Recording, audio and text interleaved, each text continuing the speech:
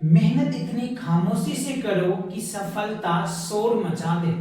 मेहनत इतनी खामोशी से करो कि सफलता शोर मचा दे। बिहार बोर्ड की परीक्षा हो या जिंदगी की परीक्षा, बस जीत तुम्हारी है, बस जीत तुम्हारी है। बस ये लगे रहो, बस लगे रहो। So hi, welcome to learning 5 Bihar boards. कैसे हैं आप लोग? आई होप आप लोग बहुत अच्छे होंगे और आप लोगों की तैयारी बहुत अच्छे से चल रहा होगा बच्चों। तो आप लोगों के लिए लेकर के आ गया हूं बच्चों आज का जो है लेक्चर्स रियल नंबर जो है बच्चों, जिसको हम लोग वास्तविक संख्या कहते हैं, विद कॉन्सेप्ट के साथ कंप्लीट आपके जो बुक के क्वेश्चंस है, जो एनसीईआरटी का क्वेश्चन है, जो बिहार बोर्ड के जो ऑफिशियल बुक है, उनके कंप्लीट सॉल्यूशंस मैं आपको करवाने वाला हूं इस वीडियोस में, राइट। तो चलिए स्टार्ट करते हैं।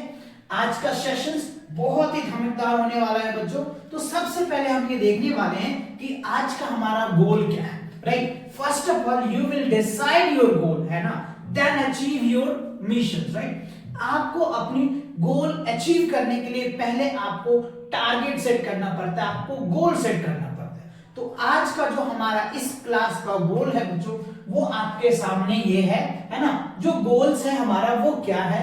परिमेय संख्या, है ना।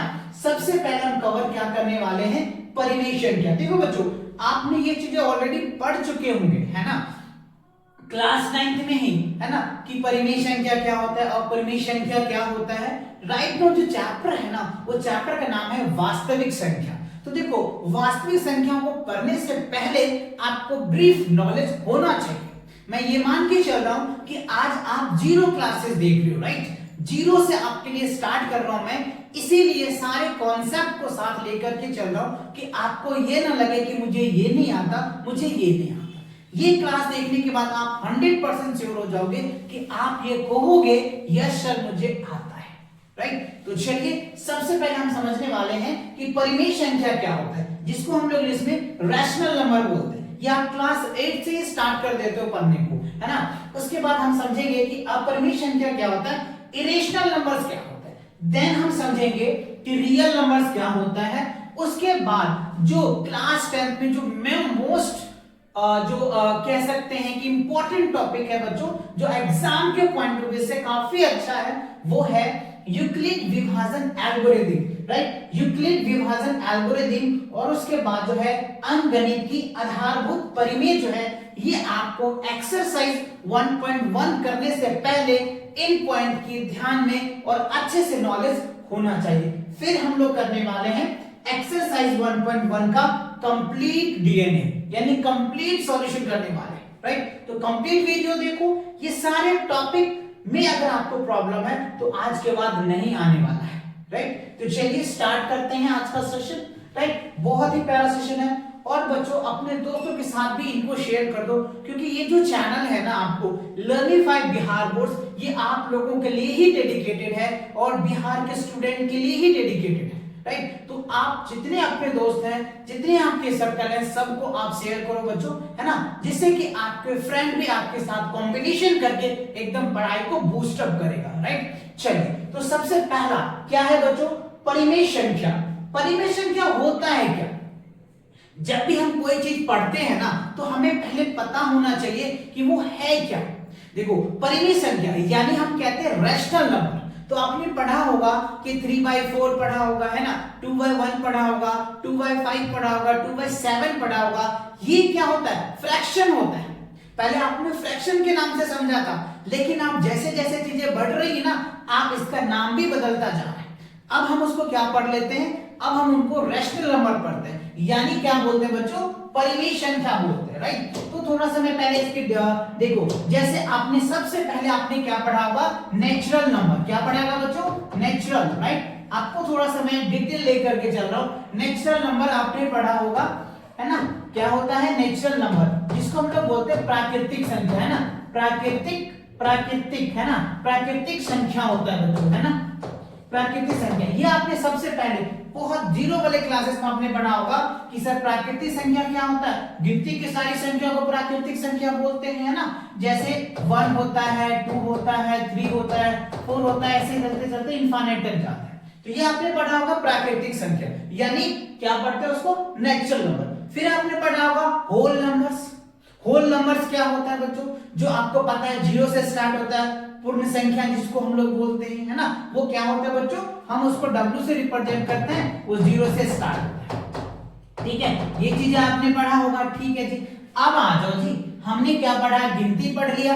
गिनती के जितने भी संख्या होता है उसी को तो प्राकृतिक संख्या कहते हैं। अब आपसे क्वेश्चन भी पूछ सकता है सबसे छोटा प्राकृतिक संख्या क्या है, तो आप क्या बोलोगे, 1 बोलोगे। सबसे छोटा प्राकृतिक संख्या क्या है बच्चों, 1 है। और अगर आपसे सबसे बड़ा पूछ दे तो फटाफट कमेंट सेक्शन में बताओ, फटाफट चैट भी करो बच्चों, जिससे कि पता तो चले कि आपके अंदर जोश मीटर कैसा है।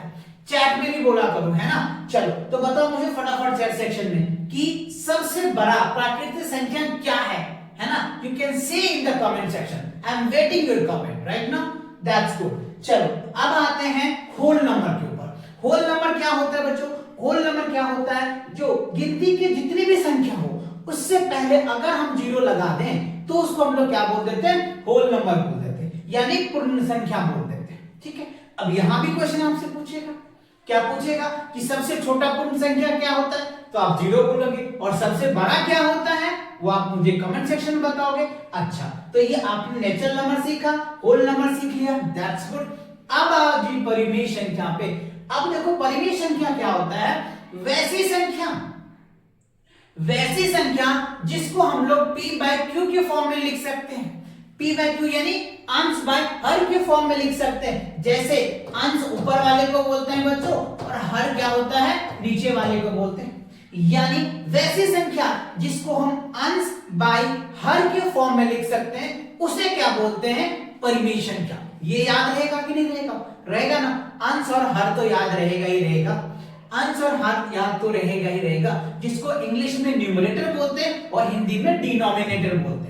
ठीक है, अच्छा, तो यानी वैसे संख्या होगा जैसे, तो कैसा होगा, मान लो हमने 3 लिखा, 5 लिखा, अच्छा ये होता है। 3 को तो सर अंश बोलते हैं और 5 को क्या बोलते हैं, हर। अच्छा, तो ऐसी संख्या को बोलते हैं, इसी को तो इंग्लिश में फ्रैक्शन के नाम से भी जानते हैं, विन के नाम से भी जानते हैं ना। लेकिन कंडीशन आगे बढ़ती है, कंडीशन आगे बढ़ती है, तब क्या पता चलता है, ये पता चलता है कि हर कभी जीरो नहीं होना चाहिए, है ना, हर कभी जीरो नहीं होना चाहिए, तब वो परिमेय संख्या होगा। समझ में बात को। तो अब थोड़ा सा और कंसेप्ट को आगे बढ़ाओ। वैसी संख्या जिसको हम अंश बाय हर के फॉर्म में लिख सकते हैं, जहां हर जीरो नहीं होना चाहिए, उसे हम क्या कहेंगे, परिमेय संख्या। बात समझ आया, उसे क्या कहेंगे, परिमेय संख्या। क्लियर। अब आ जाओ डेफिनेशन पे। कह रहे वे संख्याएं जिन्हें p बाय q यानी अंश बाय हर के रूप में लिखा जा सकता है, जहां p को हम लोग क्या बोले थे, अंश, और q को बोले थे हर। एक पूर्णांक है, कोई भी धनात्मक संख्या हो सकता है, ऋणात्मक संख्या हो सकता है ना। अच्छा हो, और जहां q जो है वो जीरो के बराबर नहीं होना चाहिए, यानी हर जो है बच्चों वो जीरो के बराबर नहीं होना चाहिए, तब हम उसे क्या कहेंगे, परिमेय संख्या। क्या कहेंगे, परिमेय संख्या। आई होप आपको क्लियर हुआ होगा। अच्छा, एग्जाम्पल क्या होगा सर, एग्जाम्पल क्या होगा बच्चों, देखो जैसे क्या लिखे हुए 1 क्या परिमेय संख्या है कि नहीं, बता, है कि नहीं। आप बोलोगे सर अंश तो है, हर कहां है, जी नहीं, हर इसके नीचे बच्चों हम 1 डाल सकते हैं, तो ये भी क्या होगा, हमारा परिमेय संख्या होगा। समझ रहे हो, ये भी क्या होगा, हमारा परिमेय संख्या होगा। अच्छा, अब आपके दिमाग में आ रहा होगा सर 2 बताओ जी, 2 बताओ जी, 1 तो आ गया, 2 बताओ जी, यस 2 भी है बच्चों। इसके नीचे हम 1 तो लिख ही सकते हैं ना, इसके नीचे भी 1 लिख सकते हैं, ये भी क्या है, हमारा परिमेय संख्या है। यानी हम ये कह सकते हैं कि जितने भी हमारा नेचुरल नंबर है, क्या है बच्चों, नेचुरल नंबर यानी प्राकृतिक संख्या, जितने भी प्राकृतिक संख्या है, सभी प्राकृतिक संख्या क्या है बच्चों, रैशनल नंबर है, परिमेय संख्या है। अच्छा, दूसरी बात हम ये कह सकते हैं, होल नंबर। क्या बोल सकते हैं बच्चों, होल नंबर यानी पूर्ण संख्या। जितने भी पूर्ण संख्या है ना, वो सभी क्या है बच्चों, वो सभी क्या है, हमारा परिमेय संख्या है। और जितने भी सम संख्या है, जितने भी विषम संख्या है, ये सभी क्या होता है बच्चों, परिमेय संख्या होता है। तो आई होप आपको परिमेय संख्या डेप्थ में समझ में आ गया होगा। आया कि नहीं? फटाफट चैट सेक्शन में बताओ बच्चों। और आपको समझ में आ रहा है ना, तो फटाक से बच्चों एक कमेंट, प्यारा सा कमेंट कर दो, प्यारा सा इमोजी के साथ। जो भी आपको इमोजी पसंद है उस इमोजी के साथ एक कमेंट तो बनता है बच्चों, कमेंट तो बनता है आपका, है ना। चलिए तो फटाफट कमेंट कीजिए, मैं आपका कमेंट जरूर चेक करूंगा और उसका रिप्लाई देने का भी कोशिश करूंगा, है ना। चलिए अगला पॉइंट देखते हैं बच्चों। अगला क्या है, फटाफट देखो जी। नेक्स्ट स्लाइड आ जाओ। अब आ जाओ बच्चों, हमारे पास क्या है, अपरिमेय संख्या। वाह, अब हमें क्या समझना है, अपरिमेय संख्या क्या होता है, यानी इरेशनल नंबर। तो अभी हमने समझा रैशनल नंबर क्या होता है, तो अब जिसका अपोजिट ही कह सकते, सिंपल, जो परिमेय संख्या नहीं है उसी को तो बोलेंगे, उसी को तो बोलेंगे ना। क्या बोलेंगे? जो परिमेय संख्या नहीं है उसे बोल देंगे अपरिमेय संख्या। लेकिन समझिए कैसे, देखो इसके लिए आपको समझना पड़ेगा कि जैसे ये आपने पढ़ा होगा रूट, है ना, इसको बोलते हैं स्क्वायर रूट। क्या बोलते हैं बच्चों? Square root. क्या बोलते हैं? स्क्वायर रूट, है ना, जिसको हम लोग वर्ग बोलते हैं। क्या बोलते हैं? वर्ग बोलते हैं। अच्छा, स्क्वायर रूट के अंदर में कोई भी परिमेय संख्या आ जाए, सॉरी कह रहे परिमेय संख्या, कोई भी अभाज्य संख्या आ जाए। अब आगे अभाज्य संख्या, अभाज्य, है ना, अभाज्य, अभाज्य, अभाज्य, अभाज्य संख्या क्या होता है बच्चों? इसको हम लोग परिमेय, एक मिनट बच्चों, मैं थोड़ा सा ये क्लियर करूं आपको, पहले ये क्लियर कराऊं फिर मैं आपको ये चीजें समझाता हूं। अभाज्य संख्या, पहले इसको थोड़ा सा आप एक बार देखिए। कह रहे वे संख्या जिन्हें p वैल्यू रूप में नहीं लिख सकते, है ना, लिखा जा सकता, जिनका दशमलव रूप अनंत तक या फिर non terminating and non repeating होता है, उसे हम लोग क्या बोलते हैं? अपरिमेय संख्या। जैसे एग्जांपल के लिए अगर आप देख सकते हो बच्चों, रूट के अंदर अगर 2 होता है तो इसे हम लोग अपरिमेय संख्या बोलते हैं, है ना। रूट के अंदर अगर 3 होता है तो हम इसको अपरिमेय संख्या बोलते हैं, है ना। रूट के अंदर अगर 5 होता है तो उसे हम अपरिमेय संख्या बोलते हैं। रूट के अंदर अगर 7 होता है तो हम उसे अपरिमेय संख्या बोलते हैं। ये सभी क्या है हमारा? अपरिमेय संख्या। क्या है बच्चों? अपरिमेय संख्या। आई होप ये बात आप समझ पा रहे होंगे। अब समझिए मेन इंपॉर्टेंट, अब आप इसको थोड़ा सा गौर करो, इसको थोड़ा सा गौर करो बच्चों। रूट के अंदर आपको क्या दिख रहा है? 2 दिख रहा है ना, 3 दिख रहा है, 5 दिख रहा है, 7 दिखेगा, 11 दिखेगा, 13 दिखेगा, 17 दिखेगा। लेकिन ये सब है क्या?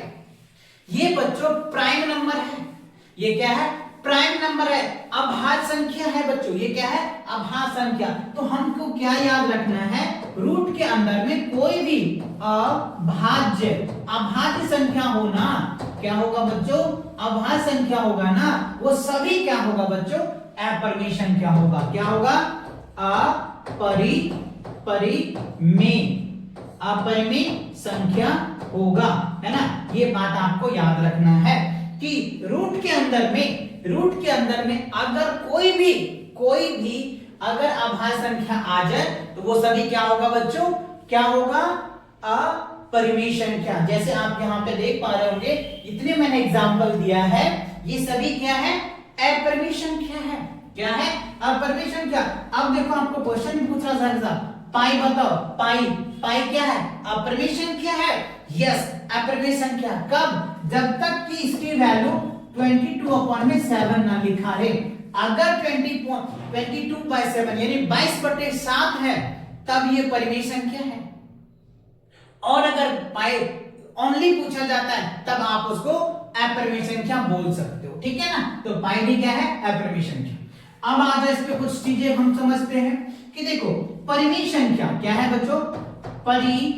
परिमेय संख्या, है ना, और अपरिमेय संख्या, अपरिमेय संख्या ले लेते हैं बच्चों। तो ये क्या होता है? परिमेय संख्या और अपरिमेय संख्या को जोड़ेंगे तो क्या आएगा? अपरिमेय संख्या आएगा बच्चों, है ना। ये आप अच्छे से याद कर लेना, है ना।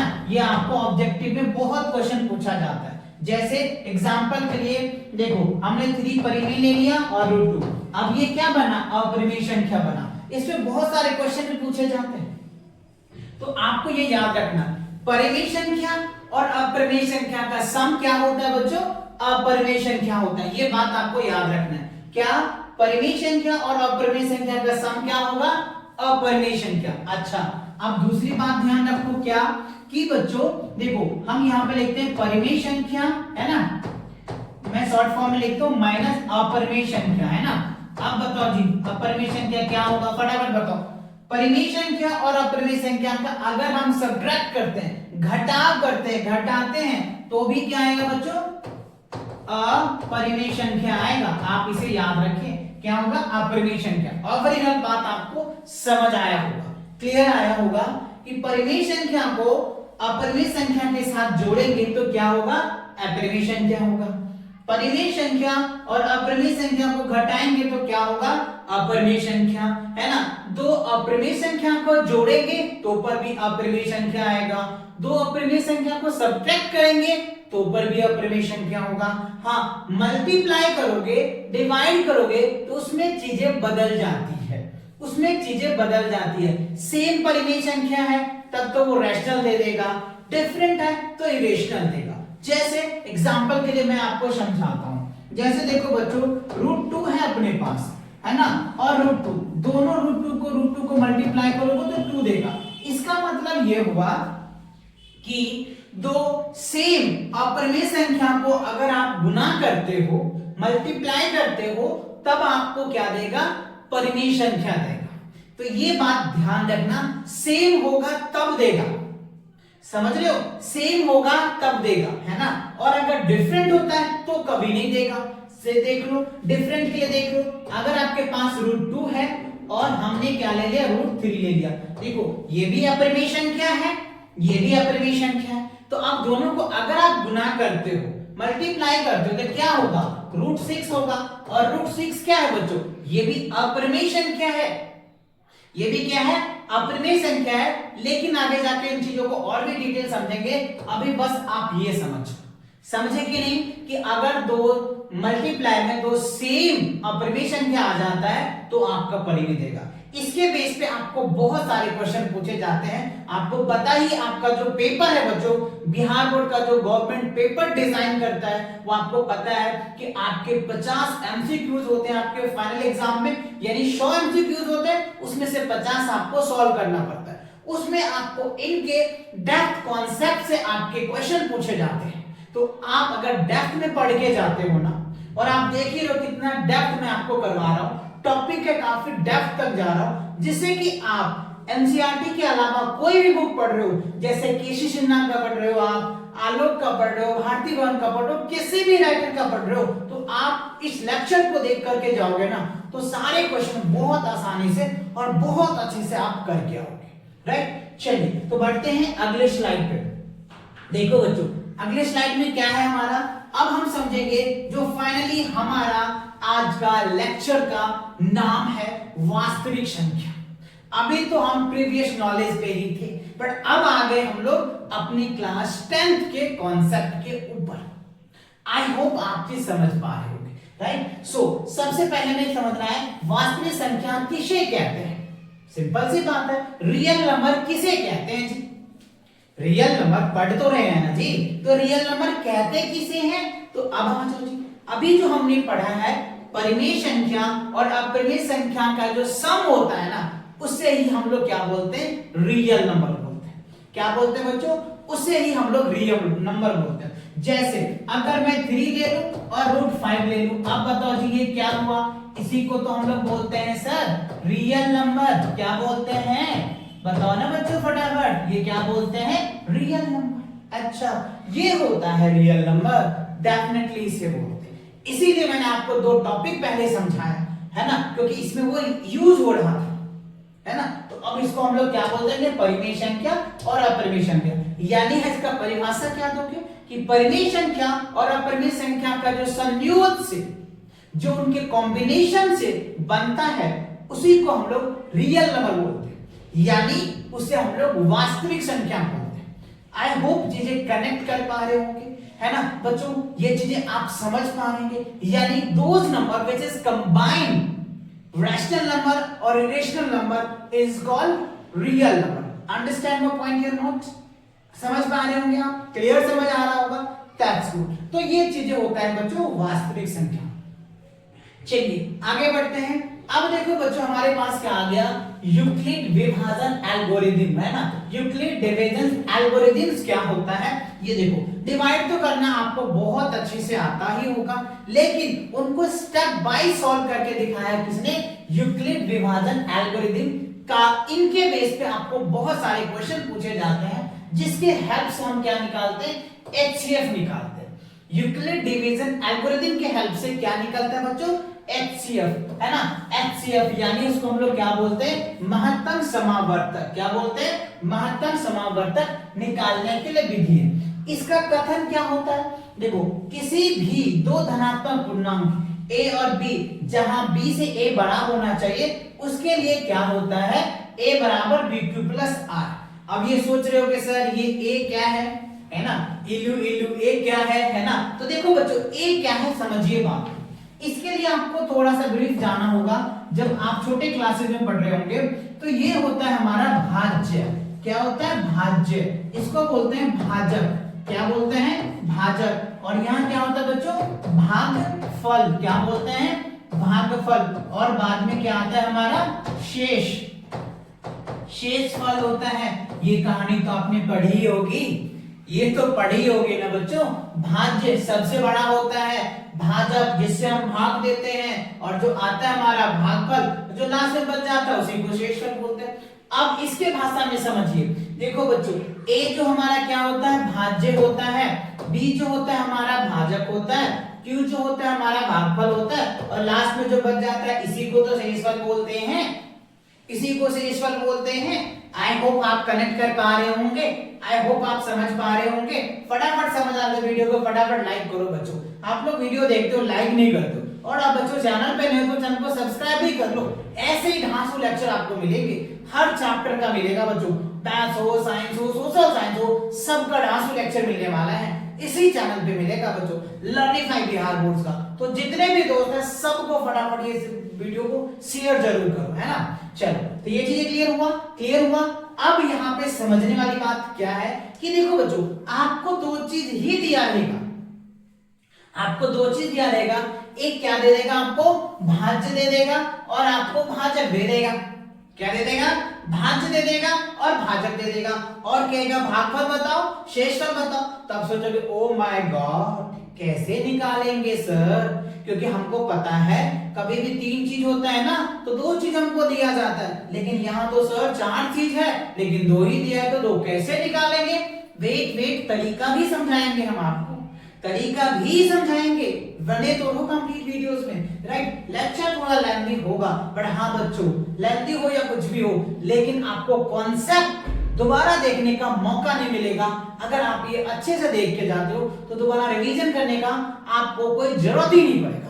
इतना डेप्थ, इतनी जहां प्रॉब्लम है, मैं आपके साथ वो प्रॉब्लम को भी आपके साथ शेयर करने वाला हूं, ठीक है ना। तो बात समझ आया, हम ऐसे सोचेंगे। इवन आप भी पहली क्लास में देख रहे हो तो सोचोगे ओ माय गॉड हमें चार चीज है लेकिन दो चीज है, तो दो चीज कैसे निकालेंगे। तो उसी के लिए ये आया है बच्चों Euclid division algorithm. Step by step चीजों को हम सॉल्व करेंगे, और आपके एक्सरसाइज 1.1 जो है ना उसमें आपको बहुत सारे क्वेश्चन इनके बेस पे भी हैं, तो हम वहां भी कराएंगे। जैसे आपको दे देगा बच्चों बहुत सारे क्वेश्चन दे देगा, ये चीजें क्लियर हुआ। जैसे मान लो आपको 350 दे दिया और आपको कहेगा कि आप इसको 7 से वो निकालो इन दोनों के बीच में, है ना। तो ये देखो बड़ा ये a हो जाएगा और ये छोटा है ये b हो जाएगा। तो जो बड़ा होता है a उसको हम लोग भाज्य बोलते हैं, और जो छोटा होता है उसको हम लोग b यानी भाजक बोलते हैं। आप यहाँ पे देख पा रहे होंगे ना, कह रहे ना a जो ग्रेटर देन b से a बड़ा होना चाहिए, यही कंडीशन है। आई होप ये कनेक्ट कर पा रहे होंगे, यूक्लिड विभाजन एल्गोरिथम आप समझ पा रहे होंगे, है ना। चलिए आगे बढ़ते हैं। अब देखो बच्चों आपका क्या आ गया, अंकगणित आधारभूत परिमेय, जो बहुत ही इंपॉर्टेंट है, बहुत ही इंपॉर्टेंट है बच्चों। क्या है, देखो फंडामेंटल थ्योरम ऑफ अर्थमेटिक बोलते हैं इसको। क्या क्या है, प्रत्येक भाज्य संख्या। अब आप यहाँ पे समझेंगे कि भाज्य संख्या होता है क्या। पहले तो आपको ये तो समझ में आनी चाहिए ना, भाज्य संख्या क्या होता है, तभी तो समझ पाएंगे। भाज्य संख्या वैसी संख्या होता है जिसका दो से ज्यादा गुणनखंड होते हैं। जिसके दो से ज्यादा गुणनखंड होता है ना बच्चों, उसे हम लोग भाज्य संख्या कहते हैं। जैसे सबसे छोटा भाज्य संख्या जो होता है 4 होगा, 6 होगा, है ना, उसके बाद क्या होगा बच्चों 8 होगा। ये वो संख्या है जिसको हम भाज्य बोलते हैं। सबसे छोटा भाज्य संख्या 4 होता है, क्योंकि 4 का 2 से ज्यादा गुणनखंड होते हैं, इसे हम लोग भाज्य संख्या बोलते हैं। तो भाज्य इंग्लिश में इनको कंपोजिट नंबर बोलते हैं। क्या बोलते हैं? Composite number. Those number which has more than 2 factor, जिसका 2 से ज्यादा फैक्टर होता है, जो उससे ज्यादा गुणनखंड होता है, उसे हम लोग कंपोजिट नंबर बोलते हैं, उसे हम लोग भाज्य संख्या बोलते हैं। आई होप ये बात समझ में आया। इस पे भी आपके क्वेश्चन है बच्चों, क्वेश्चन नंबर 6 एक्सरसाइज 1.1 में, है ना, भाज्य संख्या के ऊपर है। ठीक है, अच्छा अब आ जाओ, अगला क्या है? अभाज्य संख्या। तो मैंने आपको समझा दिया अभाज्य संख्या क्या होता है। वैसी संख्या जिसके ओनली 2 ही फैक्टर होते हैं उसको हम लोग भाज्य संख्या बोलते हैं। 1 और इटसेल्फ, उसको हम लोग भाज्य संख्या बोलते हैं। अच्छा, तो हमें कह रहा है कि भाज्य संख्या को अभाज्य संख्याओं के गुणनफल के रूप में व्यक्त किया जा सकता है। यह गुणनखंड अभाज्य गुणनखंडों के आने वाले क्रम के बिना अद्वितीय होता है। उसे हम लोग क्या बोलते हैं?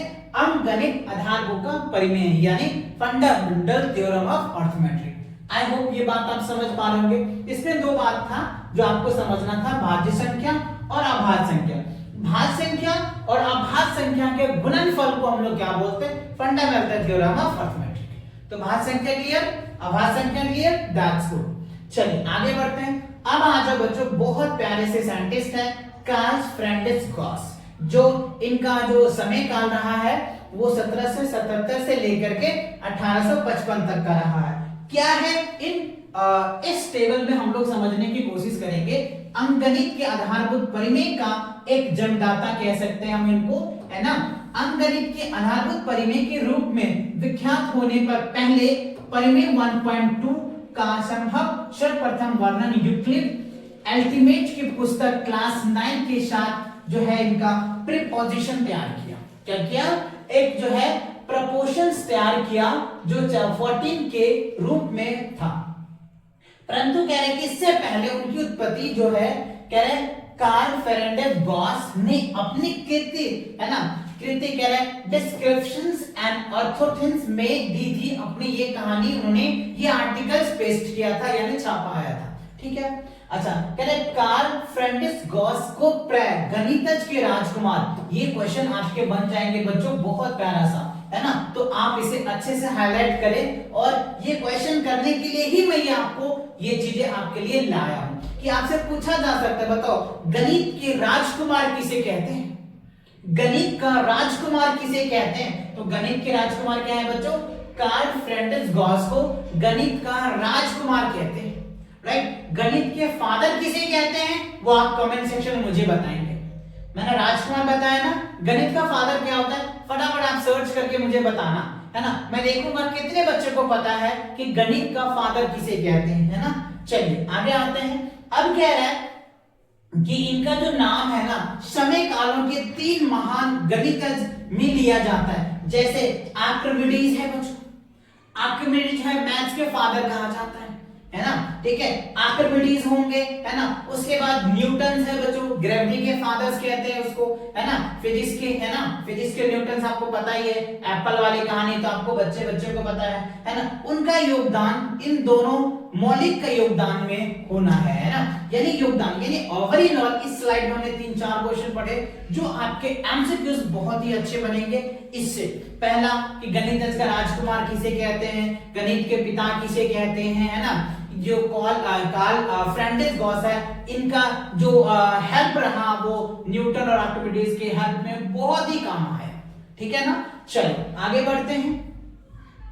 अब देखो बच्चों, आपके आगे क्वेश्चन के बेस कह रहे 2 धनात्मक पूर्णांक a और b के लिए HCF into LCM equal to क्या होगा, a into b। तो बहुत ही प्यारा क्वेश्चन है, इससे आपके क्वेश्चन बहुत पूछे जाते हैं आपके बोर्ड एग्जाम में। देखो HCF मल्टीप्लाई LCM, है ना, इक्वल्स टू क्या होता है, a into b, है ना। आप चाहो तो into a भी लिख सकते हो। अगर आपको LCM चाहिए, यानी AB का अगर आप LCM निकालते हो तो a into b अपॉन में क्या बोल सकते हो, HCF of AB, है ना। तो ये बात आप लिख सकते हो। या अगर आपको HCF चाहिए AB का अगर आपको HCF चाहिए तो A इंटू बी अपॉन में क्या होगा बच्चों, LCM into A comma B, है ना। तो ये आपको मेन फॉर्मूलाज था और इसके बेस पे आपको ये याद रखनी है, ये बातें आपको याद रखनी है ना। कैसे, देखो समझो, है ना। अगर आपको HCF निकालना है AB का, AB कोई नंबर्स हो सकता है, उस AB का अगर आपको HCF निकालना होगा तो जब आपको AB को मल्टीप्लाई कर दो और उनके LCM से डिवाइड कर दो तो आपका HCF निकल के आ जाएगा। आई होप ये बात समझ पा रहे होंगे। ये आपको फॉर्मूले हैं, इससे आपके बहुत सारे क्वेश्चंस बहुत आसानी से और बहुत इजी से आप सॉल्व कर पाओगे, राइट।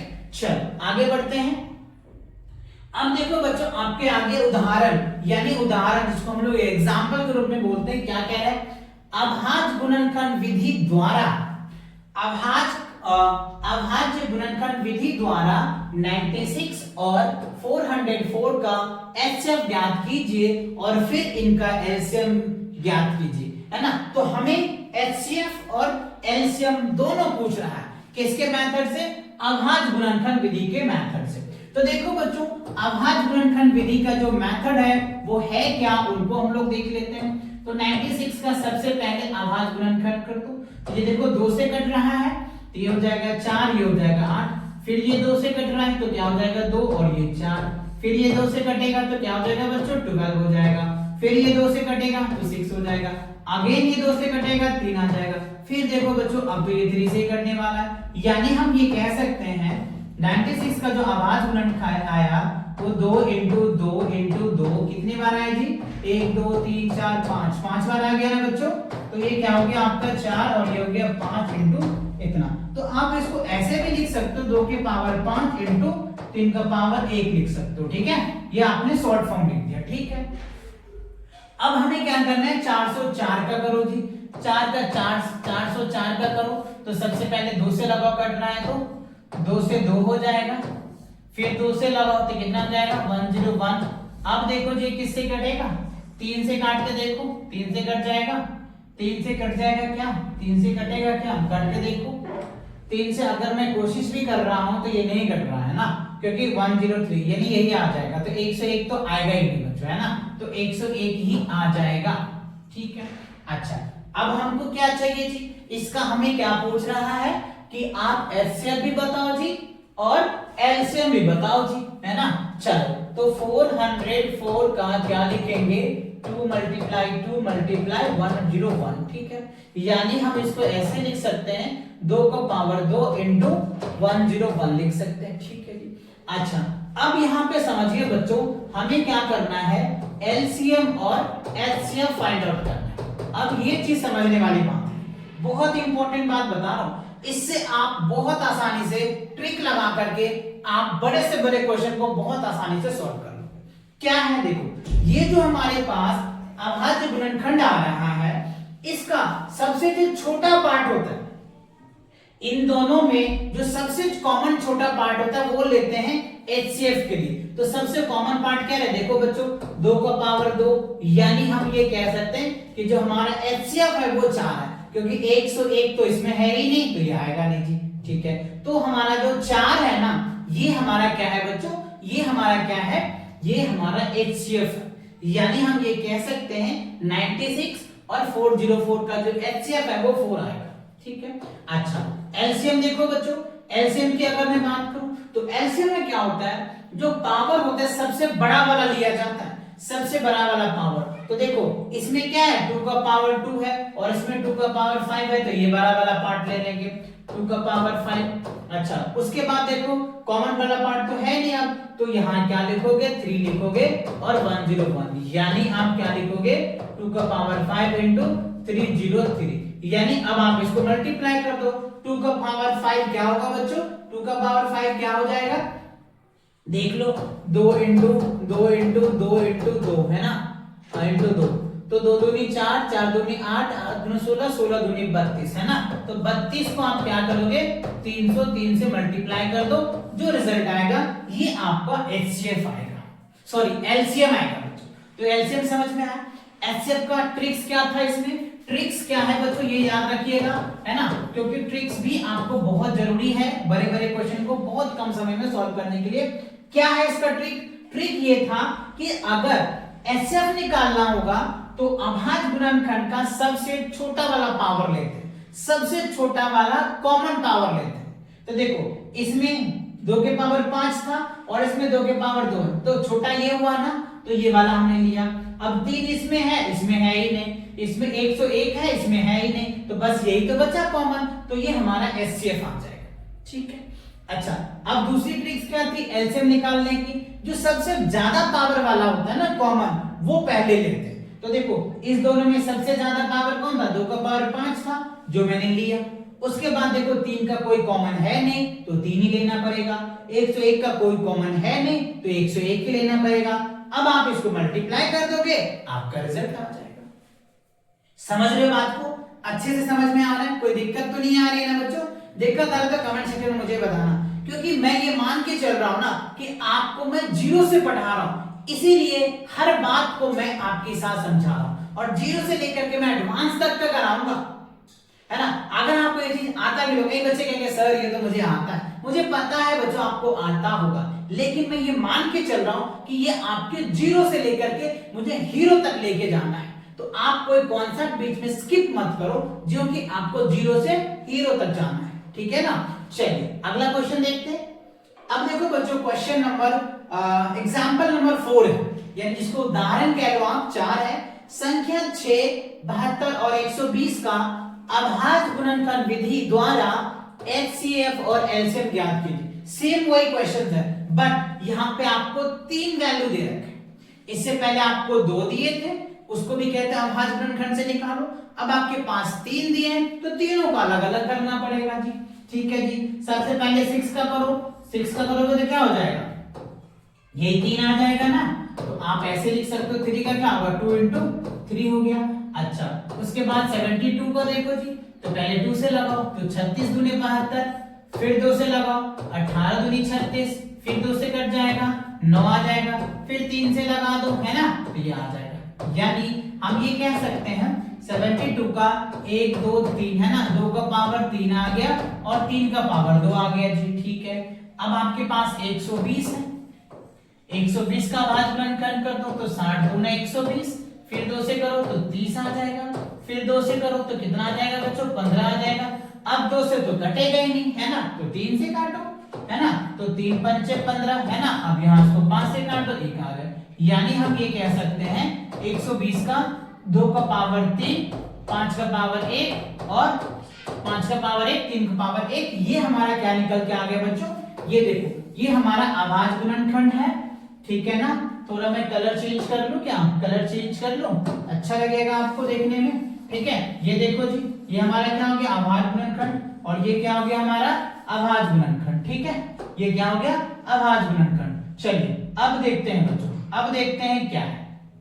अब हमें क्या करना था, हमें तो एचसीएफ निकालना था और एलसीएम निकालना था। क्या निकालना था, एचसीएफ निकालना था और एलसीएम निकालना था। चलिए यहाँ पे देख लेते हैं एलसीएम, राइट, और हम यहाँ क्या देख लेते हैं, एचसीएफ, राइट। तो देखो एचसीएफ के लिए मैंने आपको ट्रिक बताया था, क्या, अगर आपके पास अभाज्य गुणनखंड हो, तो अभाज्य गुणनखंड होता है तो हम क्या बोले थे आपको कि आप सबसे छोटा कम पावर वाला वैल्यू देखो, जो तीनों में हो, 2 है तो 2, 3 है तो 3। तो देखो सबसे तो आपके ये 2 दिख रहा है ना, 2 का पावर 1, है ना, कॉमन अब ये दिख रहा है और 3 दिख रहा है। यानी हम ये कह सकते हैं 2 into 3, तो आपके जो एचसीएफ आएगा बच्चों वो 6 आ गया। ठीक है, एचसीएफ आपके पास क्या आ गया, 6 आ गया। ठीक है, अब आपको क्या निकालना है, एलसीएम निकालना है। क्या निकालना है बच्चों, एलसीएम। तो एलसीएम के लिए मैंने क्या बोला था, जो हाईएस्ट पावर है ना कॉमन का, पहले वो लोगे। तो हाईएस्ट पावर देखो, 2 का हाईएस्ट पावर कितना है जी, 2 का हाईएस्ट पावर यहाँ पे 3 है, तो आपका 2 का पावर 3 ले लो। ठीक है, अब 3 का हाईएस्ट पावर कितना है, 2 है बच्चों, तो हाईएस्ट पावर 2 ले लो। उसके बाद 5 का हाईएस्ट पावर कितना है, 1 है जी, तो 1 ही है, तो ये आपका 1 आ गया। अब देखो 2 भी यूज हो गया, 3 भी हो गया, 5 भी हो गया, 2 भी यूज हो गया, 3 भी यूज हो गया, है ना, 2 भी यूज हो गया, 3 भी हो गया। यानी हमारा जो आंसर होगा एलसीएम 120 ही होगा। ये तो है ना, ये वाला तो आ गया, 2 का पावर 3, 5 का पावर 3 का पावर 1 और 5 का पावर, अच्छा 3 का पावर 2 है ना बच्चों, 3 का पावर 2 है तो इसको 20 नहीं आएगा, फिर इसको 3 से मल्टीप्लाई करना पड़ेगा। तो 12 दूना 24, 12 36, 360 आएगा बच्चों। कितना आएगा? 360। 12 दूना 24, 12 36 है ना, 360 आपका एलसीएम आएगा। आई होप आप समझ पा रहे होंगे, है ना, आप क्लियर कर पा रहे होंगे, है ना। ये आपका क्या हो गया? 360 जो है आपका एलसीएम आ जाएगा 6, 72 और 122 का, और जो आपका एचसीएफ है वो क्या आ गया बच्चों? आपका 6 आ गया। आई होप आप समझ पा रहे होंगे, कनेक्ट कर पा रहे होंगे और अभाज्य गुणनखंड को अच्छे से एकदम मजे में सॉल्व कर रहे होंगे, राइट। चलिए तो बढ़े अगले स्लाइड के ऊपर। चलो अगला स्लाइड देखो बच्चों, हमारे पास क्या है? तो ये आपका क्या था? अभाज्य गुणनखंड था, जिसके हेल्प से आप एचसीएफ और एलसीएम बहुत आसानी से और बहुत इजी से आपने फाइंड आउट किया है। और अगर आपको ये बहुत अच्छे से समझ आया तो फटाफट एक कमेंट कर दो बच्चों, प्यारा सा कमेंट कर दो, प्यारा सा इमोजी के साथ, है ना। या अगर आप हर्ट वाला इमोजी डालते हो तो और अच्छी बात है। चलिए आगे बढ़ते हैं। अब आगे बच्चों आपके पास एक्सरसाइज, राइट। एक्सरसाइज देखो क्या है, प्रश्नावली 1.1। तो अब तक जितने भी हमने कॉन्सेप्ट पढ़े हैं ना बच्चों, उन्हीं के बेस पे ये एक्सरसाइज 1.1 है, राइट। तो चलिए इसको स्टार्ट करते हैं और देखते हैं कि क्वेश्चन पूछ क्या रहा है हमसे, है ना। क्वेश्चन क्या पूछ रहा है बच्चों? क्वेश्चन में हमें कह रहा है निम्नलिखित संख्याओं को अभाज्य गुणनखंडों के गुणनफल के रूप में व्यक्त कीजिए। तो अभी तक जो हमने करा है उसमें क्या था? अभाज्य गुणनखंड ही तो था, तो बस इसे कह रहे हैं कि अभाज्य गुणनखंड करके आप इनको बताइए, ठीक है, इन सभी का गुणनफल के रूप में। तो चलो सबसे पहले हम लोग ए में कर लेते हैं। 140 है तो 140 का अभाज्य गुणनखंड कर दो, तो सबसे पहले 2 से लगाते हैं, तो 7 दूनी 14, फिर 2 से लगा दो जी, 35 दूना 70। अच्छा अब तो 2 से कटेगा नहीं जी, तो क्या करोगे? 5 से काट दो, है ना। तो 7 पंचे 35, अब ये हो जाएगा 7 से यानी 1।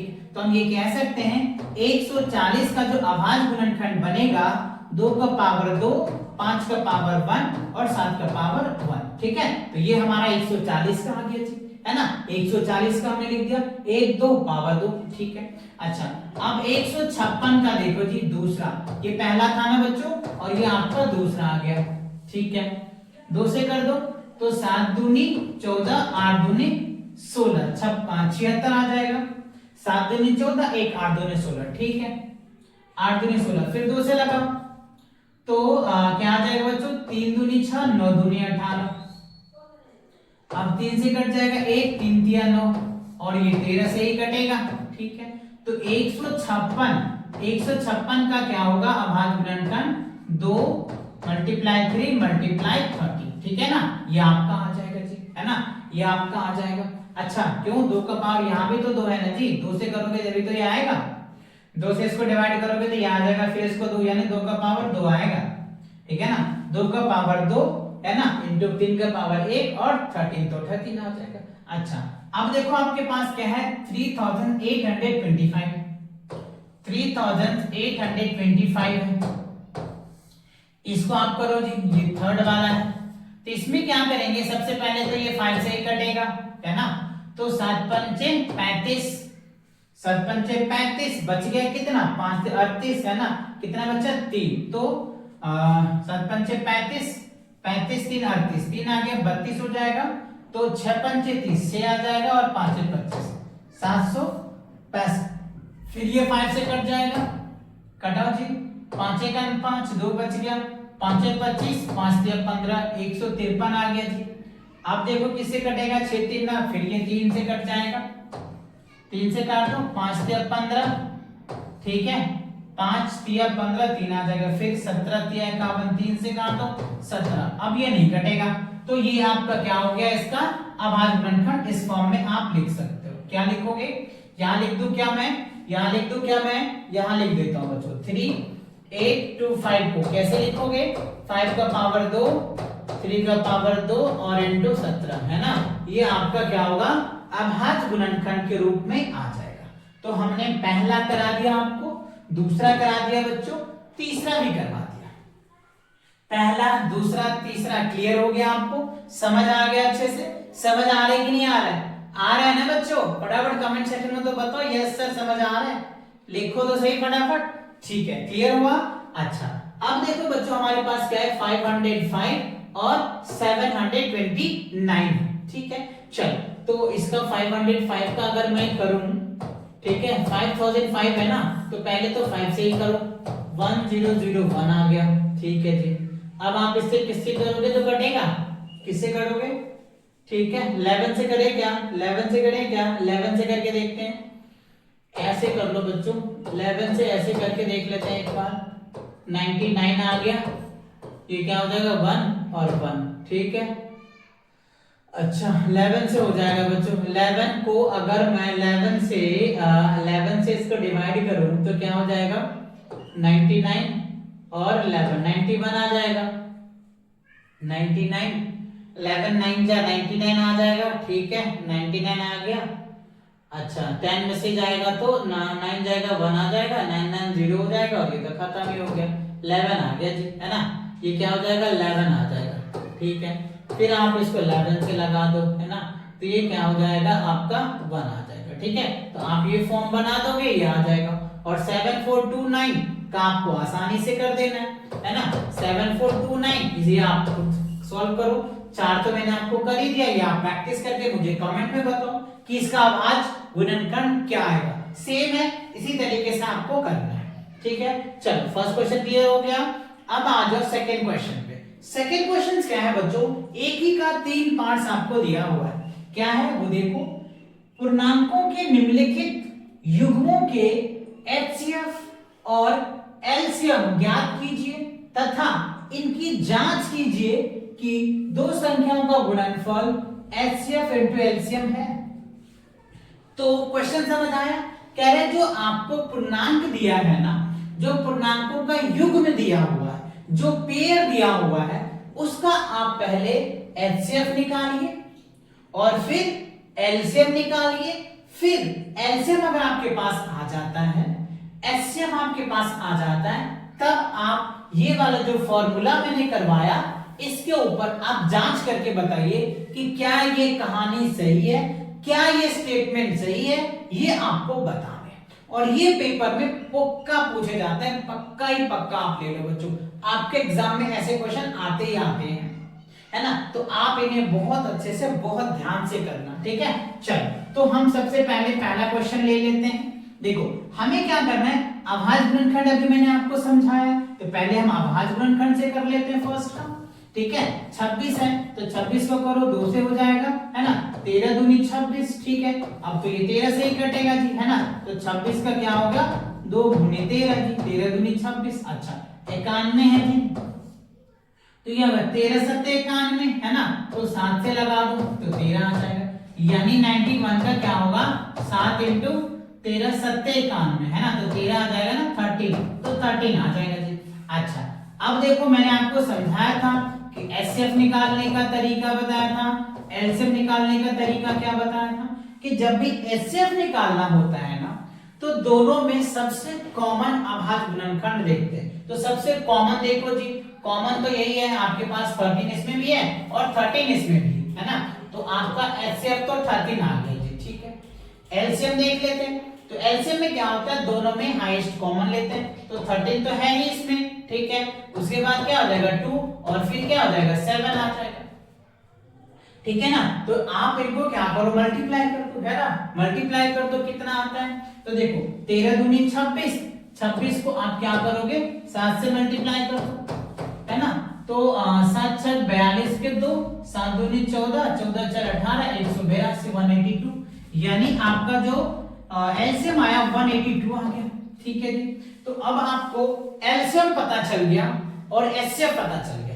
क्वेश्चन में तो ये पूछ रहा था ना कि एचसीएफ बताओ और एलसीएम बताओ, तो मैंने दोनों बता दिया, एलसीएम भी बता दिया और एचसीएफ भी बता दिया, ठीक है। अब क्या कह रहा है, दो संख्याओं का गुणनफल एचसीएफ इनटू एलसीएम है, इसे जांच भी करना है। तो चलो, तो दो संख्या क्या है, तो एक संख्या हमारे पास 26 है और दूसरी संख्या 91 है। तो देखो 26 इंटू 91 इक्वल क्या होना चाहिए एचसीएफ, तो एचसीएफ हमारे पास 13 है और एलसीएम कितना है 182 है, ठीक है। अच्छा तब इसको मल्टीप्लाई करो, चलो मल्टीप्लाई करके देख लेते हैं। 26 को 91 से मल्टीप्लाई कर दो तो देखो बच्चों ये तो 6 आ गया जी, ठीक है 6 आ गया, अच्छा 6 आ गया और ये हो जाएगा 2। 9 से इसको करो तो 9 दूनी 18, 9 5 9 6 54 के 4 हाथ में 5, 9 6 9 5 9 6 54, 54 हो गया हाथ में 5 आ गया जी, ठीक है। तो 9 दूनी 18, 19 20 21 22 23 है ना, तो ये 23 आ जाएगा। यानी हम कह सकते हैं 6 6 3 2, ये कितना आ गया 23 66, ये क्या हो गया बच्चों 23 66, ठीक है। अच्छा ये हमारा आ गया। अब इसको मल्टीप्लाई करके देखो, 182 को 13 से मल्टीप्लाई कर दो, 3 दूनी 6, ठीक है, आत्रिक 24 के 4 है ना, आत्रिक 24 के 4 हाथ में 2 तो 3 2 5, ठीक है। अच्छा 2 फिर क्या होगा 8, फिर हो जाएगा 1 तो हो जाएगा 6 4 2 6 8 5 13 के 3 2 2366, ये भी हो रहा है बच्चों 2366। यानी हम ये कह सकते हैं कि जो हमारा कहानी थी वो सही है। देखो ना एचसीएफ आ गया आपके पास, एलसीएम भी आ गया, ठीक है, निकाल दिया हमने, एचसीएफ निकाल दिया, एलसीएम निकाल दिया। अब कह रहे दो संख्याओं का गुणनफल एचसीएफ इनटू एलसीएम है तो इसे जांच कीजिए। तो देखो मैंने जांच भी कर दिया, यानी एलएचएस और आरएचएस दोनों क्या है बराबर है। बात समझ आया? तो ये आपको ऐसे ही इस क्वेश्चन का भी करना है कि पहले आप एलसीएम और एचसीएफ निकालिए, फिर आप इस फॉर्मूले पे जांच करिए। सेम इसको भी वही करना है। तो मैंने एक आपको प्रॉपर स्टेप बाय स्टेप करके दिखाया है, ये दोनों आप खुद से ट्राई करना, और नहीं होता है तो कमेंट में जरूर बता देना। अलग वीडियो में मैं आपको ये क्वेश्चन सेपरेट करवा दूंगा, अलग से शॉर्ट में करवा दूंगा, है ना। और आप कर लोगे, डेफिनेटली करोगे, क्योंकि इतने डिटेल में मैंने आपको समझाया है, स्टेप बाय स्टेप चीजों को समझाया कि पहले क्या करना है, कैसे करना है, कैसे निकालना है, ये सारी बातें मैंने आपके साथ डिस्कस किया है। चलिए अगला क्वेश्चन देखो बच्चों।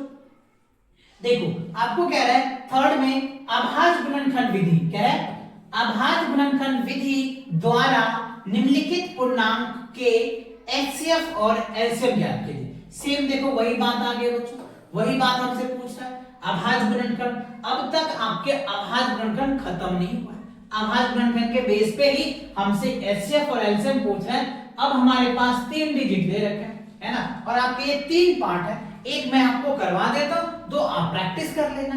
कर लोगे ना पक्का? कमेंट में लिखो यस सर करूंगा, डेफिनेटली लिखो बच्चों, करोगे, करना पड़ेगा, क्योंकि अगर आपको 10th में सक्सेस पाना है तो आपको प्रैक्टिस तो करनी ही पड़ेगी। समझ रहे हो ना, प्रैक्टिस तो करनी ही पड़ेगी, ठीक है। चलिए अब स्टार्ट करते हैं। सबसे पहला क्वेश्चन हमारे पास क्या है, फर्स्ट में 12 है, तो 12 का अभाज्य गुणनखंड पहले निकालो, तो 6 आ जाएगा, फिर 2 से कर दो 3 आ जाएगा जी, फिर ये 3 करोगे तो ये आ गया।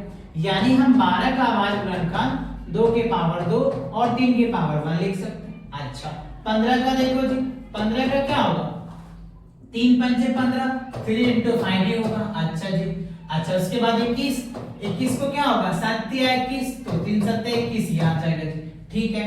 अब हमने क्या किया, तीनों का हमने अभाज्य गुणनखंड विधि से अभाज्य गुणनखंड निकाल लिया जी, 12 का 15 का और 21 का।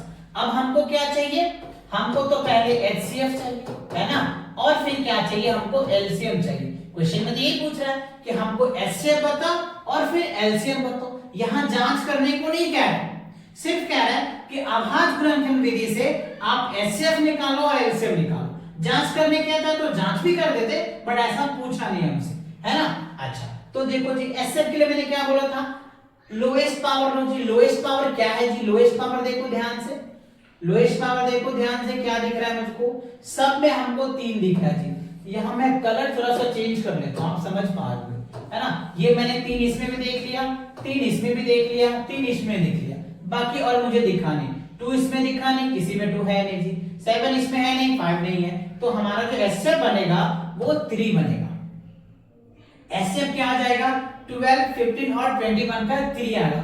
एचसीएफ 4 नंबर होता है, इस तीनों से ये सभी डिवाइड हो जाएगा, 3 से तीनों डिवाइड होगा, ठीक है। अच्छा अब एलसीएम में आ जाओ। एलसीएम में क्या करते हैं कि सबसे पहले हाईएस्ट कॉमन देखते हैं, तो हाईएस्ट कॉमन तो बच्चों इसमें क्या है 3 ही है, उसके बाद तो कुछ कॉमन है नहीं, तो जो है उसको लिख दो, 2 का पावर 2 है ना, 7 है और 5, तो बस इसको कर दो मल्टीप्लाई, तो क्या हो जाएगा 4, 2 दूनी 4, 4 तिया 12 और ये हो जाएगा 12 और 7 पंचे 35, ठीक है, ये हो जाएगा 12 7 पंचे 35, ठीक है। अब इसको मल्टीप्लाई कर दो 35 12 को, है ना, 35 12 को मल्टीप्लाई कर दो, करो जी, तो 5 दूनी 10 के 0, हाथ में 1, 3 दूनी 6, 1 7, 35 दूना 70 और ये हो जाएगा आपका 35, तो ये कितना हो जाएगा आपका 400, 0 7 5 12 और ये हो जाएगा 420, है ना, वो 420 नहीं बच्चों, है ना, ये आंसर वाले 420 है ना, वो वाले 420 मत समझ लेना, है ना, ये आपकी एलसीएम आया 420 यानी 420, राइट। आई होप आप समझ पा रहे होंगे। सेम इसी का करना है सेकंड में भी, इसका आप आभाज्य गुणनखंड फैक्टर आभाज्य गुणनखंड कीजिए, इसका भी कीजिए और इसका, और वही जो प्रोसेस बताया सेम करना है, इसका भी 8 9 और 25 का क्या करना है, आभाज्य गुणनखंड करना है। आभाज्य गुणनखंड करके आप एलसीएम का मैंने तरीका बता दिया, ट्रिक बता दिया, एलसीएम का ट्रिक बता दिया कि लंबा कैलकुलेशन ना करना पड़े, लंबा चीज देखना ना पड़े, बहुत आसानी से आप कर लोगे, है ना। चल आगे बढ़ते हैं। अब आ जाओ बच्चों अगला क्वेश्चन, देखो बहुत हूबहू क्वेश्चन है और ये तो आप इसको वीवीआई मान के चलो, वेरी वेरी इंपॉर्टेंट, आपको ये देखने को मिलेगा ही मिलेगा, डेफिनेटली मिलेगा। कोई भी सैंपल पेपर कर लो, कोई भी मॉडल पेपर कर लो, ये क्वेश्चन देखने को मिलता ही मिलता है, क्योंकि एनसीईआरटी अपने आप में महासागर है बच्चों, क्योंकि जितने भी बुक्स आप देखते हो ना वो सारे एनसीईआरटी के बेस होते हैं। जो भी आप पढ़ते हो, केसी सिन्हा पढ़ लो, आलोक का पढ़ लो, लखमीर का पढ़ो, किसी का पढ़ लो, हाँ, है ना। आप अगर आप सीबीएसई से भी हो तो आपको पता है ये क्वेश्चन कितने इंपॉर्टेंट है ना, बहुत, लेकिन है बहुत आसान, फॉर्मूले आने चाहिए आपको, है ना। तो देखो ये हमारे पास ए है, ये हमारे पास बी है, तो क्या है ए और बी का जो एचसीएफ है वो हमारे पास 9 दिया हुआ है ना, और ए और बी का जो एलसीएम है वो हमको ज्ञात करना। वाओ, ए और बी के एचसीएफ हमको पता है, ए और बी भी पता है, और हमसे क्या पूछ रहा है जी, हमसे क्या पूछ रहा है जी, एलसीएम बताओ। तो देखो बच्चों एलसीएम के लिए मैंने आपको फॉर्मूला बताया था क्या, कि ए और बी का अगर आपको एलसीएम निकालना होगा तो ए और बी को मल्टीप्लाई कर दो और एचसीएफ ऑफ ए बी से डिवाइड कर दो, आपके एलसीएम आ जाएंगे।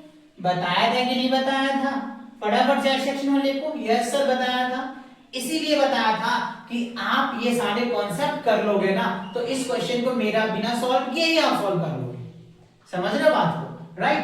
चलो तो अब देखो बच्चों, अब क्या करना अपन को, ए और बी, ए हमको पता है 306 है, अच्छा बी भी पता है 557 है, और आपको ए बी के एचसीएफ हमको दे रखा है 9 जी, तो कर दो। अब इसको डिवाइड कर दो, 3 3 9 है ना, इसको डांट करो, ये हो जाएगा 1 0 और 2 106, फिर इसको करो, कितना आ जाएगा 3 3 9 है ना, 3 3 9 आ जाएगा और 4 3 12 34 आ जाएगा। अब क्या करो, 34 मल्टीप्लाई 657, बस इसको मल्टीप्लाई कर दो, आपके सामने आंसर। इतना तो कर ही लोगे, 657 को 34 से मल्टीप्लाई कर दो, है ना, 657 को 34 से मल्टीप्लाई कर दो और जो रिजल्ट आएगा वही आपका प्यारा सा एलसीएम हो जाएगा। समझ रहे हो कि नहीं समझ रहे हो, समझ रहे हो ना, कर लोगे ना, इतना तो करोगे, इतना तो करोगे, इतनी तो प्रैक्टिस आपका भी दायित्व बनता है कि नहीं, बनता है ना, दैट्स गुड। आप भी प्रैक्टिस करो बच्चों, है ना। चलो जब तो आपको और अच्छे से एकदम मजा आएगा पढ़ने में, जब खुद से भी प्रैक्टिस करोगे ना तो बहुत मजा आता है बच्चों, राइट। चलिए अब आते हैं क्वेश्चन नंबर 5 में, देखो क्या है, जांच कीजिए कि क्या किसी प्राकृतिक संख्या n के लिए संख्या 6 टू द पावर n अंक शून्य पर समाप्त होता है। देखो शून्य पर समाप्त कौन कौन संख्या होता है, तो सबसे पहले देखो, अगर आप 10 ले ले तो शून्य पे समाप्त हो सकता है, 20 लोगे तो शून्य पे समाप्त होगा, है ना, 190 ले तो यानी शून्य पे समाप्त वो संख्या होता है, ये है शून्य पे समाप्त। लेकिन हमें क्या कह रहा है, क्या 6 टू द पावर n शून्य पर समाप्त हो सकता है? समझिएगा बात को, बहुत अच्छा क्वेश्चन है, इसमें आपको स्टेटमेंट लिखना पड़ता है और बच्चे स्टेटमेंट में गलत कर जाते हैं, लेकिन आप गलत नहीं करोगे, मैं आपको पहले समझाऊंगा भी और फिर इनके स्टेटमेंट भी लिखाऊंगा, जिससे आपको एकदम मजा आ जाएगा, बोलोगे वाओ, राइट। तो चलिए देखते हैं, समझिए पहले। तो कोई भी संख्या 0 पे समाप्त होता है तो वो संख्या 5 से डिवाइड होता है। जैसे अगर मान लो मैं 10 ले लिया हूं तो ये देखो 5 से डिवाइड होगा, अगर मैं आपको 200 ले लिया हूं, देखो जीरो पे समाप्त हो रहा है, ये भी 5 से हो रहा है। अब कोई भी नंबर सोचो, कोई बच्चा कहता है सर हम तो ये सोचेंगे, सोच लो, जो सोचना है सोचो, लेकिन जो भी संख्या लास्ट में जीरो होगा वो संख्या 5 से डिवाइड होगा ही होगा, यानी उसका यूनिट संख्या 5 होना चाहिए, उसका बेस 5 होना चाहिए, तब वो नंबर क्या होगा 5 से डिवाइड होगा, अदरवाइज नहीं होगा। बात समझ आया क्या कि अगर 5 का बेस नहीं बनता है तो कभी भी जीरो पे समाप्त हो ही नहीं सकता। हाँ, अगर वो 5 आ जाता है उसका बेस में तो वो डिवाइड होगा, अदरवाइज नहीं होगा। चलिए तो आते हैं अब अपनी कहानी पे। इसको मैं थोड़ा सा क्या कर देता हूं बच्चों, रफ कर पाता हूं, जिससे कि मैं आपको अच्छे से समझा पाऊं। अब आ जाओ जी, 6 का पावर क्या दिया है मुझको, n दिया हुआ है।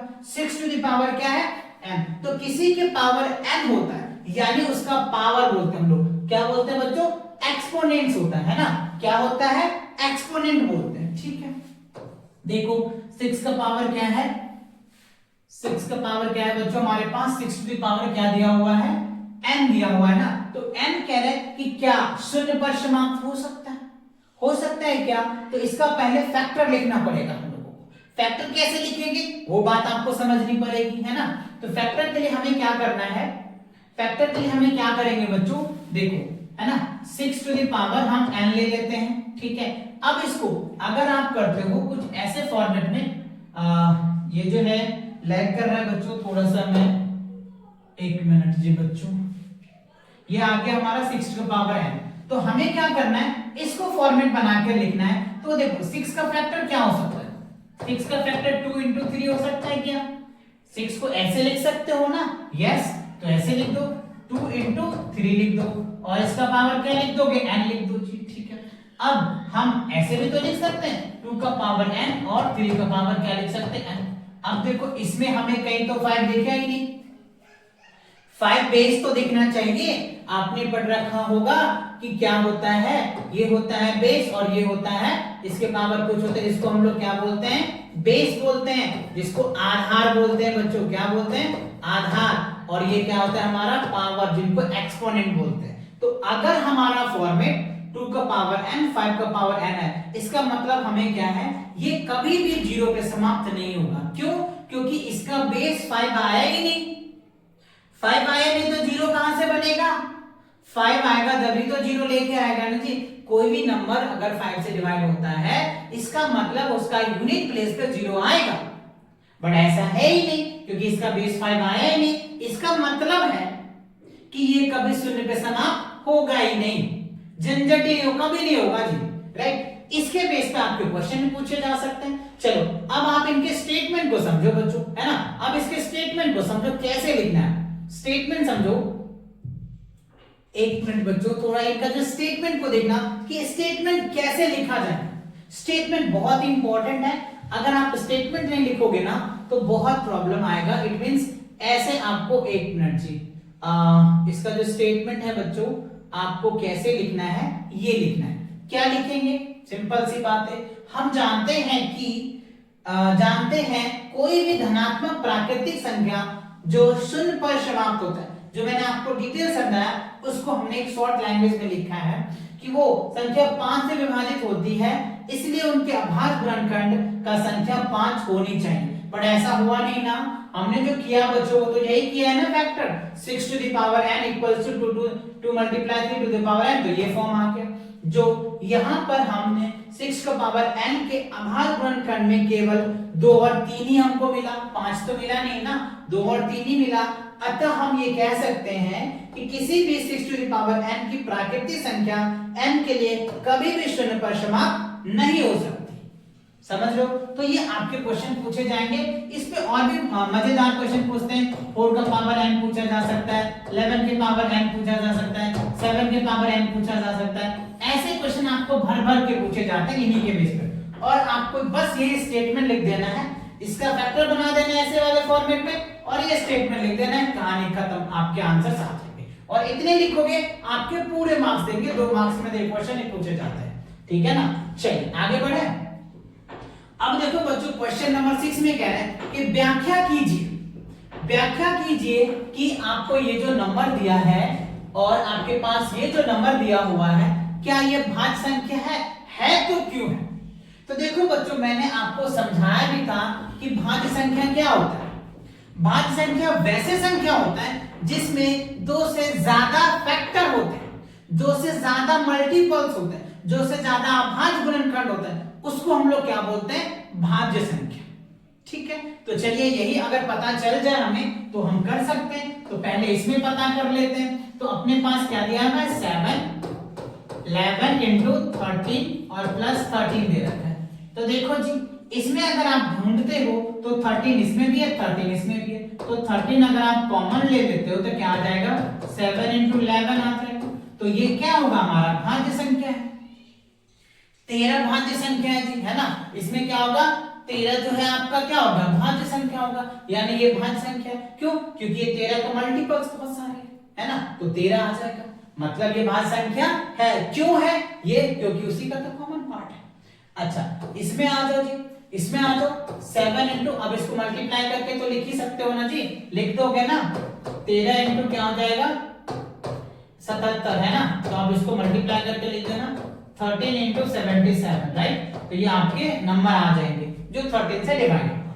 चलो यहाँ पे आ जाओ 6 into 5 into 4 into 3 into 2 into 1 plus 5। तो देखो जी 5 यहाँ पे भी है, 5 यहाँ पे भी है, तो कॉमन ले लो, है ना। कॉमन ले लिया तो क्या बचेगा हमारे पास? 7 6 4 3 2 1, लिखो ना लिखो बराबर ही पड़ता है, और प्लस 1 आ जाएगा। बस अब आप इसको मल्टीप्लाई कर दो, जो रिजल्ट आएगा उसको 5 से मल्टीप्लाई कर दो, 1 ऐड कर दो, आपके आंसर्स आ जाएंगे। अच्छा, यहाँ पे हमने कुछ तो मिस्टेक किया है ना जी, कॉमन लिया ना, कॉमन लिया ना, तो क्या हो जाएगा? 7 इंटू 13 और यहाँ पे प्लस 1 भी तो आएगा ना जी, क्या आएगा? प्लस 1 तो आएगा बच्चों। यहाँ पे क्या होगा आपका? प्लस 1 आ जाएगा, ठीक है। इसको मल्टीप्लाई करके जो रिजल्ट आएगा प्लस 1 कर देना, है ना, तब जाकर के आएगा, क्योंकि कॉमन लिया है तो इसका 1 तो आएगा डेफिनेटली, ठीक है। तो अब आप इसको मल्टीप्लाई कर देना, मल्टीप्लाई करके 5 से जो रिजल्ट आएगा सबको मल्टीप्लाई करो, फिर जो रिजल्ट आएगा उसको 5 से मल्टीप्लाई कर देना। इसका मतलब हमने क्या समझा कि ये 5 का ही तो सारा मल्टीपल्स है, यानी 5, यानी ये जो हमारा 13 भाज्य संख्या है, यानी ये जो नंबर है उसका भाज्य संख्या 13, यानी 13 से पूरा विभाजित हो जाएगा और ये 5 से हो जाएगा। तो 5 और 13 आपका भाज्य संख्या, यानी ये जो कॉम्प्लेक्स नंबर देख रहे हो ये सभी क्या है? भाज्य संख्या, ठीक है। चलिए नेक्स्ट क्वेश्चन। अब आ जाओ जी, कह रहा है क्वेश्चन नंबर 7 में किसी खेल के मैदान के चारों ओर एक वृत्ताकार पथ है, यानी कोई खेल का मैदान है, उनके चारों ओर वृत्ताकार पथ है, यानी एक सर्कुलर पाथ होगा, ठीक है। इस मैदान के एक चक्कर लगाने में सोनिया को 18 मिनट लगता है, ठीक है, जबकि इसी मैदान का एक चक्कर लगाने में रवि को 12 मिनट लगते हैं। मान लीजिए वे दोनों एक ही स्थान और एक ही समय से चलना प्रारंभ करके एक ही दिशा में चलते हैं, तो कितने समय बाद पुनः प्रारंभिक स्थान पर मिलेंगे। यानी मान लो यहां से वो स्टार्ट कर रहा है, ठीक है, कौन? सोनिया भी और रवि भी, और सेम टाइम में, तो यहां से वो चल रहा है, तो एक को कितना लग रहा है? 18 मिनट लग रहा है, और एक को कितना लग रहा है बच्चों? 12 मिनट लग रहा है। तो हमें क्या करना पड़ेगा? दोनों का एलसीएम निकालना पड़ेगा। क्या करना पड़ेगा बच्चों? दोनों का अगर आप एलसीएम निकाल देते हो ना तो आपके आंसर आ जाएंगे, है ना। तो एलसीएम कैसे निकालोगे? समझ आ गया? क्वेश्चन क्लियर हुआ? यानी आपको 18 मिनट जो है ना, 18 मिनट का क्या करना है? सबसे पहले अभाज्य गुणनखंड विधि से क्या करोगे? उसका फैक्टर बनाओगे, फिर 12 का अभाज्य गुणनखंड से उसका फैक्टर बनाओ, फिर आप दोनों में कॉमन लेकर के एलसीएम निकाल दोगे, है ना। ये चीजें तो मैंने आपको बहुत आसानी से और बहुत अच्छे से करवाया भी है ना। चलो तो देखते हैं बच्चों, और इसको करके देखते हैं कि सबसे पहले अभाज्य, तो 18 का निकाल लो पहले। 18 का अभाज्य गुणनखंड क्या होगा बच्चों? 2 से लगाओगे तो 9 दूनी 18, फिर क्या आ जाएगा? 3, ये 3, यानी हम ये कह सकते हैं 18 का क्या हो गया? 2 इंटू 3 के पावर 2। अच्छा, उसके बाद 12 है बच्चों 12, तो 2 इसको करोगे तो 6, फिर क्या करोगे? 2 से, तो ये 3 आ जाएगा, यानी हम 12 का क्या लिखेंगे? 2 के पावर 2 और 3 का पावर 2, ठीक है। तो हमको क्या चाहिए था, एलसीएम चाहिए था, है ना, तो ये सेम पॉइंट निकालना है ना। तो एलसीएम में क्या बोला था कि जो हाईएस्ट पावर दोनों में आता है वो कॉमन पार्ट ले लो। तो इसका हाईएस्ट पावर 2 है तो 2 लिख दो, और इसमें हाईएस्ट पावर 3 है तो 3 लिख दो। तो क्या हो जाएगा, 2 2 4 और 3 3 9 9 चौका 36। 36 मिनट बाद दोनों एक जगह पे मिल जाएगा। क्या होगा बच्चों, 36 मिनट बाद कह रहे हैं ना, कह रहे दिशा में चलती है तो कितने समय बाद पुनः प्रारंभिक स्थान पे दोनों मिल जाएंगे। तो क्या लिखोगे, 36 मिनट होगा बच्चों, 36 मिनट है ना, क्या है 36 मिनट ही तो दे रखा है ना, कितने समय बाद, ठीक है। तो 36 कितने मिनट लगता है, हाँ 36 मिनट। तो 36 मिनट बाद क्या होगा बच्चों, जो सोनिया और रवि दोनों एक दूसरे से मिल पाएगा। क्या किया हमने, स्टेटमेंट को समझा और उनके अकॉर्डिंग जो कह रहा था मैंने कर दिया, एलसीएम निकाल, क्योंकि उसकी स्टार्टिंग पॉइंट भी सेम था, सेम समय पे चल रहा था, लेकिन उनको चलने में थोड़ी सी स्पीड में प्रॉब्लम्स होगी जिस वजह से ज्यादा लगा, यानी 36 मिनट बाद दोनों एक दूसरे से मिल पाएगा। आई होप ये बात आप समझ पाए होंगे, है ना। चलो आगे बढ़ते हैं, अगला क्वेश्चन देखते हैं बच्चों क्या है। अच्छा, तो इसी के साथ क्या होता है बच्चों, ये जो एक्सरसाइज था आपका 1.1 ये कंप्लीट होता है, राइट। तो मिलते हैं नेक्स्ट एक्सरसाइज के साथ, और तब तक के लिए आप इन सभी क्वेश्चन को अच्छे से प्रैक्टिस करें। आई होप ये वीडियो कैसा लगा, कमेंट सेक्शन में एक प्यारा सा कमेंट करके जरूर बताइएगा, जिससे कि हम उन कमेंट्स को पढ़ के आपके लिए अगले लेक्चर बहुत इससे भी सुपर बनाने का कोशिश करेंगे। तो तब तक के लिए take care and all the very best.